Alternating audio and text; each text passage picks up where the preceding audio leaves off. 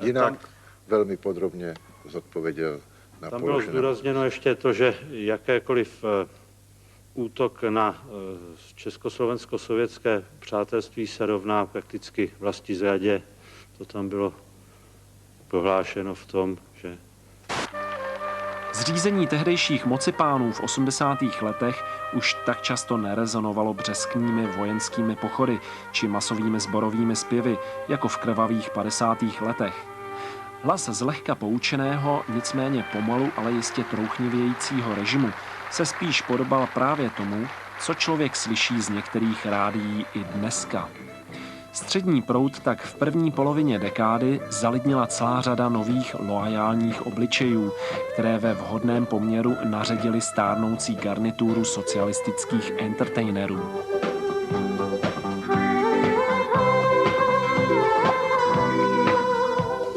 Povídá, tak se povídá, že máš ve všem nejvíc úspěchů. Šeptají to lístky stromů v alejích, šeptají to výsky i holky v kolejích. Povídá, tak se povídá, že jsi největší přítel všech přítelkyň. Šeptají to známí šeptají, všechny kolem známí, že směch roztají. A to vše samozřejmě rámovalo hodně divné a od začátku do konce manipulované zpravodajství. Dobrý večer. Jak jsme vás už informovali v přímém přenosu i z televizního záznamu, konalo se dnes v Moskvě poslední rozloučení s Leonidem Iljičem Brežněvem. Rudé náměstí, krátce před polednem. Televize se totiž ukázala býti lepším normalizačním nářadím než cokoliv jiného. Všichni na ní nadávali, ale zároveň ji sledovali. 12 hodin 45 minut.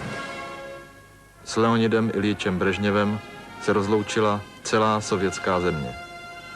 Zněla hymna Sovětského svazu, dělostřelecké salvy, sirény závodů, námořních a říčních lodí, lokomotiv.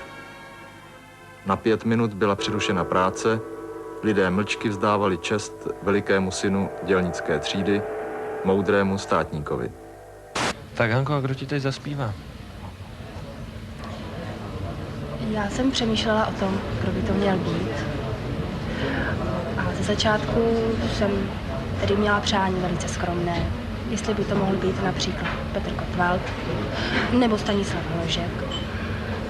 No a potom jsem si řekla, že vlastně přílišná skromnost je někdy na škodu, takže budu radši, když mi zaspívají oba najednou.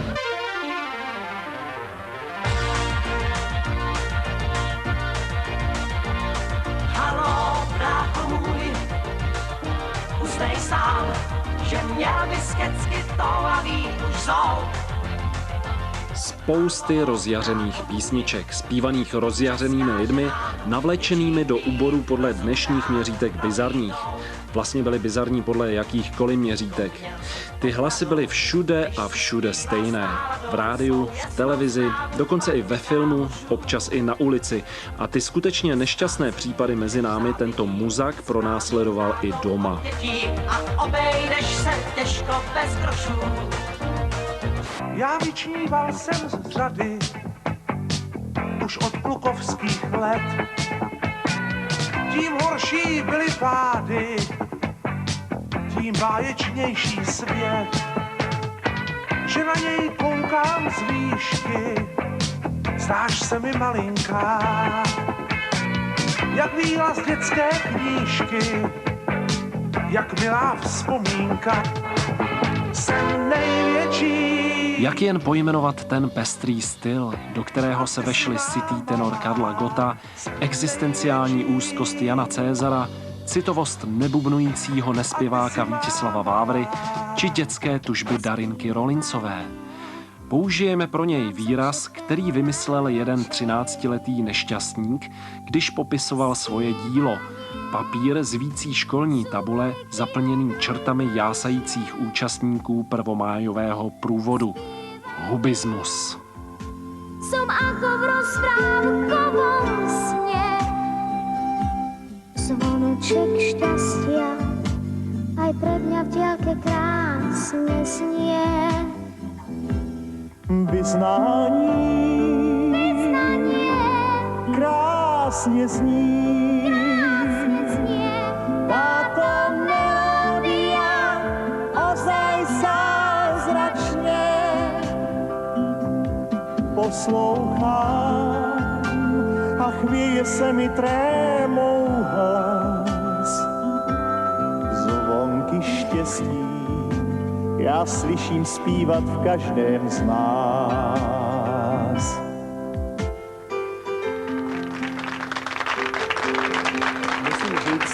Musím říct, že to vůbec nebyl špatný dárek. To byl dokonce výborný dárek. Darinka Rolincová, je 11 let a chodí do 6. třídy základní školy v Bratislavě. Darinko, a my se budeme převléknout. A ty, Helenka? A já? Ty tiež budeš zpívat s Ujom Karolom? Já budu těž zpívat s Ujom Karlom. Ujo Karol, to zní tak krásně. Tak pojď. Ujo Karči se také dá říct. Karle, kdo přišel na ten nápad zpívat s takovýmto děvčátkem? Jiří Zmožek napsal pro mě tuto píseň původně jako sólovou, ale mně od začátku připadala, že je jako stvořená pro duet. No a potom přišel textař Zdeněk Rytíř, koupil si československý slovník a bylo to.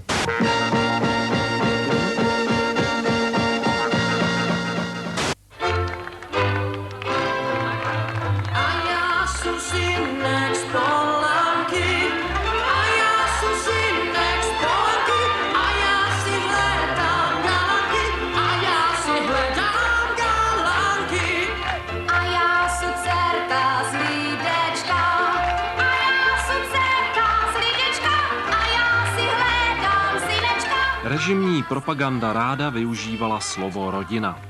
Zdejší lidé byli členy rodiny československých pracujících, která zaspatřila do širší rodiny Tábora míru, který byl avantgardou rodiny lidstva. Není proto příliš divu, že i česká pop music byla z větší míry organizována na základě rodinného principu.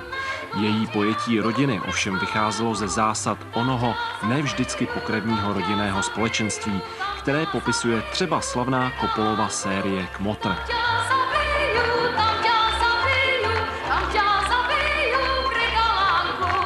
Nezabiju, nebojím se, nezabiju, nebojím se. Mám já šablenku, mám já šablenku, mám já šablenku, vysekám se. Správná kapela, správná docela, dílu do světa jistě udělá. Když v televizním pořadu na pódium nastoupila kapela, kamery se většinou soustředily na zpěváka. V rámci mechanismu české populární hudby to ovšem zdaleka nebyla ta nejdůležitější figura. Tou byl impresario a kapelník, šéf klanu. Velkou část produkce, která se hrála ve státním rozhlase a televizi, totiž obstaralo jen několik skupin. Nebylo jich víc než prstů na rukou nepříliš obratného střelmistra.